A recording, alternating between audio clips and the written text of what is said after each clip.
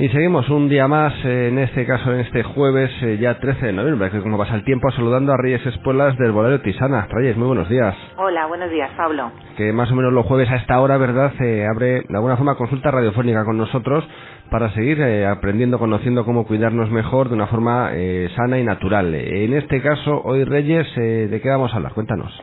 Pues mira, si te parece, vamos a hablar de las alergias y de las intolerancias alimentarias, que son diferentes. Vamos a comentar cada una de ellas, y sobre todo porque se está llegando a convertir en un dato preocupante por todo lo que está aumentando. Ajá.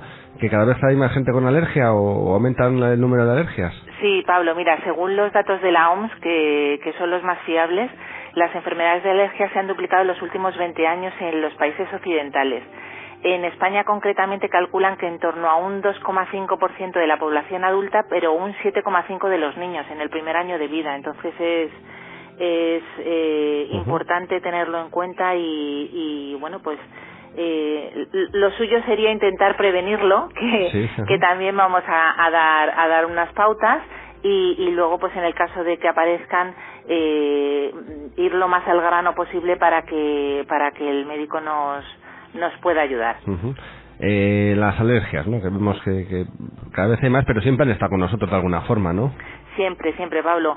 Mira, aparecen datos, hay manuscritos chinos del año 2500 antes de Cristo, en el que un médico griego que ya lo estudiábamos, Pablo, en la facultad, Hipócrates, comentaba, él decía que el síntoma, la contaminación de la sangre, decía, por la bilis, cuando después de ingerir leche de vaca, o sea que es algo que lleva en la historia mucho tiempo. Sí, bueno, pues vamos con ello. Aunque en principio, no sé si podíamos establecer o contarnos, podría, Reyes, por qué motivo un alimento nos produce estas reacciones. Pues mira, vamos a contarlo así de una manera que nos quede un poquito claro a todos.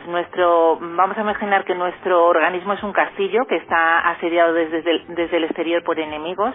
Estos enemigos son todos estos agentes, microbios, virus y agentes contaminantes. Entonces, el encargado de defender este castillo, que es nuestro cuerpo, es el sistema inmunológico. Entonces, la respuesta de nuestras defensas, cuando es excesiva a esta reacción, aparece una reacción de hipersensibilidad, que es lo que llamamos alergia. Ajá. O sea, que este proceso alérgico comienza cuando hay un alérgeno, que es este alimento con el que nuestro sistema inmunológico lucha. Normalmente suelen ser la proteína del alimento que ingerimos. Y entonces nuestro cuerpo produce mucha cantidad de inmunoglobina, que es un tipo especial de anticuerpo que se encarga de proteger al cuerpo de estos parásitos. Entonces, como respuesta a estas células, se libera una cantidad de histamina. Cuando esta histamina es excesiva, pues se producen esos síntomas que llamamos reacciones alérgicas, que luego vamos a contar, pues que según el sistema del que hablamos, pues puede ser la dilatación de los vasos capilares o una contracción de los músculos de los bronquios.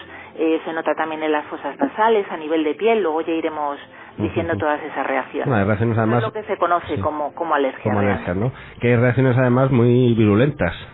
Sí, hay reacciones que son muy fuertes, que hablaremos también de ellas, por qué tipo de alimento se producen, y bueno, pues pueden llegar a causar incluso un shock anafiláctico.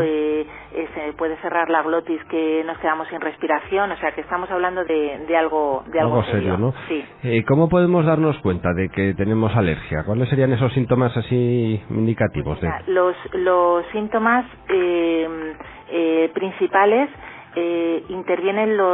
están involucrados las reacciones alérgicas, sobre todo en los sistemas más importantes, que sería el tubo digestivo, el sistema respiratorio y la piel. Todo ello, ¿por qué? ¿Por qué en estos aparatos y en otros no? Porque es donde se liberan más cantidad de histamina, y esta cantidad de histamina es la que desencadena o la que provoca esa aparición de esos síntomas físicos que podemos ver. Y decías que se producen esos síntomas sobre todo en el sistema digestivo, en la piel y el sistema respiratorio. ¿Qué nos pasa? Eso es, pues mira, en el sistema digestivo, ¿qué es lo que podemos notar? Pues mira, aparecen náuseas, vómitos, dolor abdominal, una diarrea, o sea, como sin ningún sentido, muy brusca, la hinchazón de la lengua o de los labios, por ejemplo, son los síntomas más característicos. La piel, Pablo, como bien decías, pues puede aparecer unos estemas, urticaria, un angioedema, que es como una especie de ronchas. Lo que pasa es que afecta no solo a parte externa, sino que las capas más profundas de la dermis, una dermatitis. Y luego hay dos tipos, en la piel hay dos tipos de reacciones, o bien cuando ingerimos el alimento, o bien cuando simplemente tocando ese alimento aparece, es lo que se llama urticaria de contacto. Por ejemplo, todas esas frutas que luego veremos que tienen, pues, por ejemplo, mucha gente tiene el melocotón, que tiene como esa pelusilla. Sí. Eso es.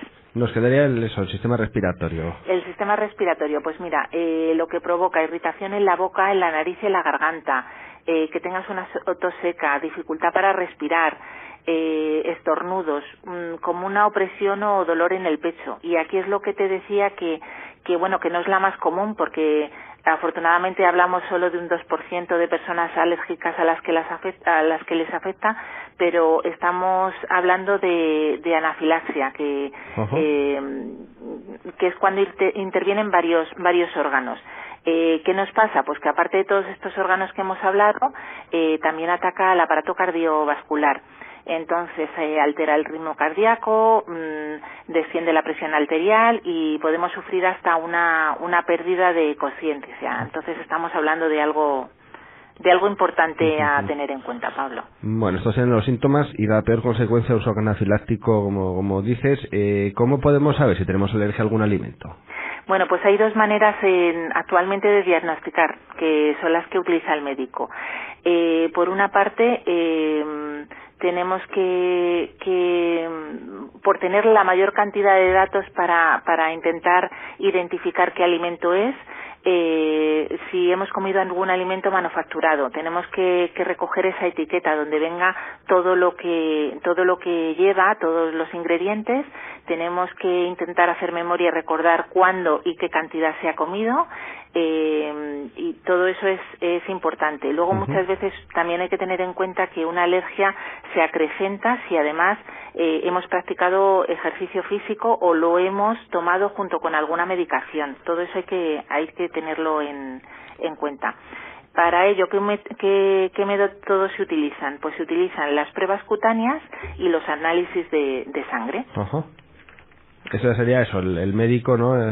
Para conocer y determinar exactamente qué es, ¿no? Eso es, cuando ya le hemos llevado como un historial previo nosotros de qué creemos que ha podido pasar, pues las pruebas cutáneas consisten, Pablo, en que aplican una gotita de un extracto de ese alimento y luego hacen como una punción con una lanceta. Entonces, si aparece alrededor como una roncha rojiza alrededor de la infección, pues eso es lo que les va a dar la pista de que tenemos alergia a ese alimento. ¿Cómo funciona con el análisis de sangre? Pues las personas que tienen alergia tienen unas cifras más altas de la inmunoglobina que hemos comentado antes. Sí, son más elevadas. Entonces eso también nos da la pista de que se ha producido más cantidad de inmunoglobina para luchar contra este alérgeno en concreto.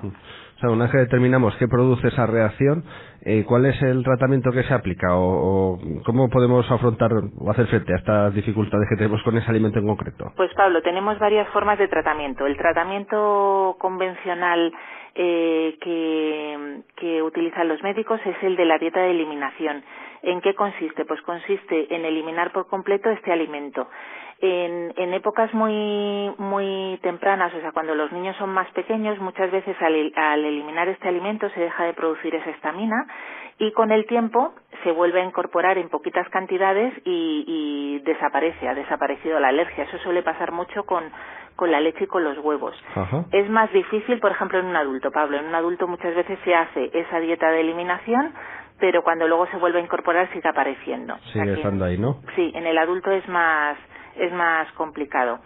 Luego también tenemos utiliza lo que se llama la prueba de provocación, que consiste en administrar el alimento al paciente en dosis pequeñitas pero que van creciendo para certificar que efectivamente ha dejado de ser sensible el organismo a a ese compuesto.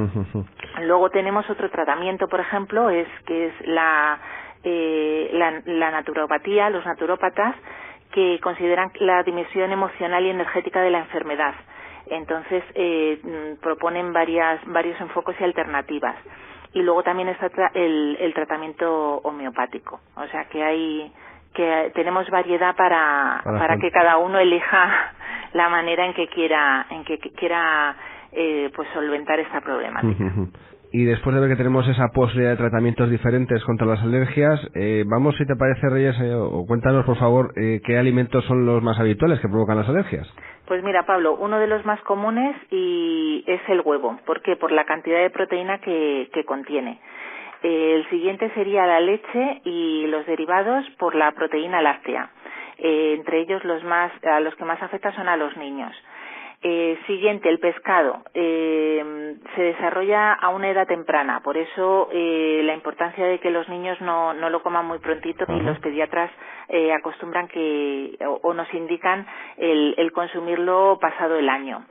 La carne, pues es una alergia que también existe, pero ya no es tan común, sobre todo a la carne de porcino seguido de la de vaca. La alergia a legumbres también es una alergia poco común, y además en las legumbres hay que destacar que no se tiene alergias a todas las legumbres. Es decir, pues por ejemplo podemos tener alergia a las lentejas, sin embargo el resto de legumbres se pueden consumir. Aquí habría un apartado importante, y es que últimamente se está teniendo también mucha alergia a la soja, y aquí hablamos pues de todos esos informes que veremos más detenidamente a la intervención de la manipulación del hombre y a todos esos químicos que se utilizan, que hay estudios que indican el desarrollo de las alergias.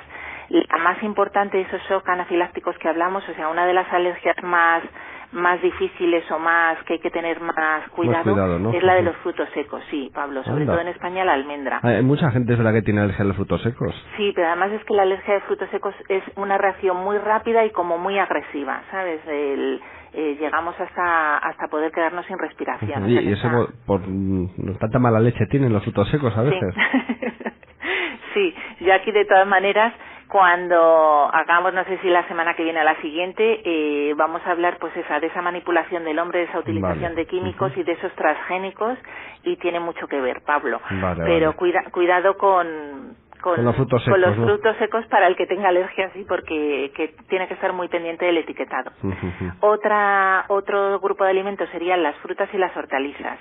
Las frutas, como hemos hablado, sobre todo por la alergia al tocar el alimento, como podían estar el melocotón, y luego hay otras frutas a las que se suele tener alergia, como puede ser el melón, la ciruela, la fresa.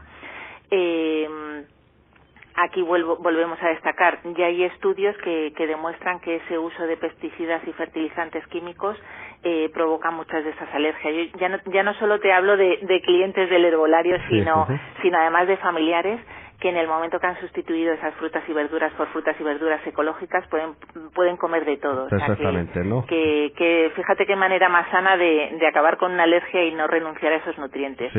Luego hay personas que son sensibles al látex, Pablo, y por ejemplo son propensos a tener alergia al plátano, al aguacate o al kiwi. Anda. En cuanto a las especies, pues no es muy común, pero lo más difícil de esta alergia es que pues que hay que leer mucho los etiquetados, porque es muy difícil de controlarla. Ya no es un producto no es un plátano o una manzana que tú cojas, sino que es difícil de... Que te aparece a lo mejor sin darte cuenta, ¿no? Eso es. Hay que tener en cuenta, entre las especies que producen más alergia, pues el cilantro, la paprika, la alcarabea, la cayena, la mostaza, esas son las más... Las más así, ¿no? Más comunes. Sí. Bebidas, ¿qué tenemos? Pues el vino, que ya hablaremos también de un vino estupendo que tenemos en el Herbolario Tisana, ecológico, sin sulfitos, que no produce alergias, pero los vinos producen sobre todo cuando tienen eso, los sulfitos, el ácido láctico y histamina. Dentro de las infusiones, una de las más alérgicas es la manzanilla. La manzanilla, fíjate. Sí, la manzanilla. Igual, aquí te digo también la manzanilla ecológica, que está muy rica. Cereales, el más conocido es el trigo, y luego igual, en países donde se consume más arroz aparecen más alergias al arroz. pero sobre todo tenemos que tener en cuenta que los cereales que menos alergia provocan son donde el hombre ha manipulado menos, que están, por ejemplo, la espelta y el camut.